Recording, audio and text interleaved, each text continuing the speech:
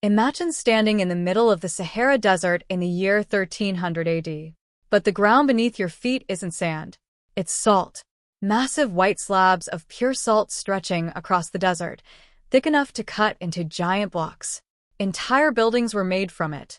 In the trading post of Tadeni and Tagaza, walls, floors, even roofs were built from salt bricks. A city carved from the most valuable mineral on earth. The people working there were enslaved miners. Day after day, they hacked away at the salt with bare hands under brutal heat, surrounded by endless wealth, yet dying from thirst. And hundreds of miles north, Arab merchants traded those same blocks of salt for equal weights of gold. Pound for pound. Salt for gold. They weren't insane. They understood something modern people forget. Salt was survival. I'm Aidan Thomas of Hidden History. And this is the story of the substance that shaped civilizations, built empires, funded wars, launched revolutions, and quietly still powers the modern world today. Your body already knows why salt mattered. Without sodium, your nerves stop firing, your muscles stop moving, your heart stops beating. Every single cell inside your body depends on a careful balance of salt and water. Lose too much sodium and the body begins shutting down. Ancient humans figured this out long before science explained it. Animals would travel enormous distances to reach natural salt licks, and hunters learned to follow them. Around 6,000 years ago, somewhere near the drying lakes of northern China, somebody noticed that gold and salt. West Africa possessed staggering amounts of gold. The Mali Empire became so wealthy that when Mansa Musa traveled to Mecca in 1324, he distributed so much gold during the journey that Egypt's economy reportedly suffered inflation for years afterward. But West Africa lacked one critical thing: salt. In tropical climates, people performing physical labor lose huge amounts of sodium through sweat. Without replacement, weakness, illness, and death follow quickly. Meanwhile, the Sahara contained enormous salt deposits. So merchants created one of the most profitable trade systems in history. Salt moved south. Gold moved north. Weight for weight. Salt became so valuable that entire cities like Timbuktu grew rich from controlling the trade routes connecting both worlds. The merchants understood something simple yet powerful. People can survive without gold. They cannot survive without salt. And whenever governments realized that truth, abuse usually followed. France became one of history's worst examples. Beginning in the Middle Ages, the French monarchy imposed the gabelle, a mandatory salt tax. By the 18th century, it had become outrageously oppressive. Citizens were legally required to buy fixed amounts of government salt every year whether they needed it or not. And the prices varied wildly, depending on location. In some regions, salt cost 40 times more than in neighboring provinces. Armed patrols guarded the borders between high-tax and low-tax areas. Smugglers called fauxonneurs were hunted relentlessly. Thousands were imprisoned. Some executed. Even children were arrested for illegally carrying salt across provincial lines. Imagine that. A child treated like a criminal over salt. By the late 1700s, ordinary French families spent enormous portions of their income just obeying salt laws. When the French Revolution erupted in 1789, abolishing the salt tax became one of the people's first demands. A mineral helped ignite revolution. Then history repeated itself again in colonial India. The British Empire controlled Indian salt production and heavily taxed it. Indians were forbidden from freely collecting natural salt from the sea despite living beside thousands of miles of coastline. Mahatma Gandhi understood exactly what this represented. Salt wasn't just a tax. It was a symbol of domination. So in 1930, Gandhi began a 240-mile march toward the Arabian Sea with only a small group of followers. The British mocked him. A man walking to the beach hardly seemed dangerous. But by the time Gandhi reached the coast at Dundee, tens of thousands had joined him. Newspapers around the world followed every step.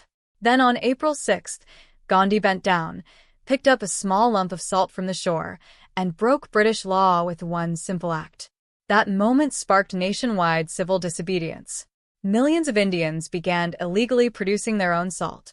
Over 60,000 people were arrested. The British discovered something every empire fears. Once ordinary people recognize their collective power, control becomes impossible. But eventually salt underwent a different kind of revolution. It became ordinary, not because it lost importance, because humans became extraordinarily good at producing it. In 1848, a businessman named Alonzo Richmond opened a modest American salt company distributing salt from New York deposits. Years later, another businessman, Joy Morton, purchased controlling interest and renamed it Morton Salt. But Morton faced an ancient problem. Salt absorbs moisture. It clumps. For thousands of years, people battled hardened salt bricks inside jars and shakers. Then in 1911, Morton's chemists added magnesium carbonate to prevent caking. Suddenly, salt flowed freely, even in humid weather. To advertise this breakthrough, Morton created one of the most famous logos in American history, a little girl walking through rain with salt pouring freely from her container. When it rains, it pours. That tiny slogan represented the end of one of civilization's oldest frustrations. Thousands of years of empires, revolutions, trade routes, monopolies, and wars eventually led to something simple, a salt shaker that actually worked. And just when salt seemed ordinary, science rediscovered its ancient power all over again. In 1965, kidney specialist Dr. Robert Cade studied why football players at the University of Florida became exhausted during games. The answer was simple. They were losing enormous amounts of fluids and sodium through sweat. Cade mixed water, salt, sugar, potassium, and lemon juice together to replace lost electrolytes. The result became Gatorade. The formula wasn't revolutionary because it was complicated. It was revolutionary because it applied ancient human knowledge scientifically. Your body loses salt. You must replace it. That same principle once preserved Roman armies and sustained desert caravans. Now it fueled athletes. Today, Gatorade exists in more than 80 countries and became a multi-billion-dollar industry built largely on sodium chloride and sugar. But here's the truly shocking part about modern salt. Most of it never touches food. The average American uses roughly 362 pounds of salt every year. Only about 6% goes into eating. The rest quietly powers civilization. Millions of tons are spread across icy roads every winter because salt lowers water's freezing point and prevents deadly ice formation. And chemically, salt remains one of the foundations of modern industry. Run electricity through salt water and you produce chlorine and sodium hydroxide, chemicals essential for manufacturing plastics, medicines, disinfectants, medical equipment, pipes, electronics, synthetic materials, and countless industrial products. More than half the world's chemical manufacturing depends directly on salt. Even renewable energy increasingly relies on it. Modern concentrated solar power plants store heat inside giant tanks of molten salt capable of retaining temperatures above 500 degrees Celsius long after sunset. The same mineral ancient civilizations scraped from dried lake beds is now helping store solar energy for the future. The salt age never ended. We simply stopped noticing it. Today, doctors warn us to reduce sodium intake because processed foods overload modern diets with it. The same substance, once more valuable than gold, is now cheap enough to sit forgotten beside every restaurant table.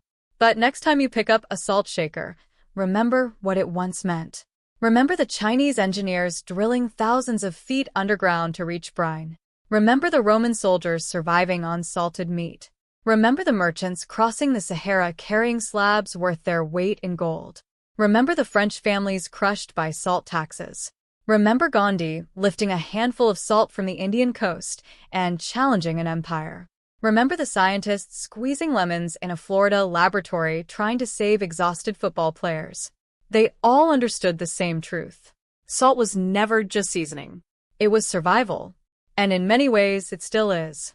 If you enjoyed this episode of Hidden History, make sure to subscribe, like the video, and comment below with another hidden history topic you'd like us to uncover next. Because history isn't buried in museums. It's everywhere around you.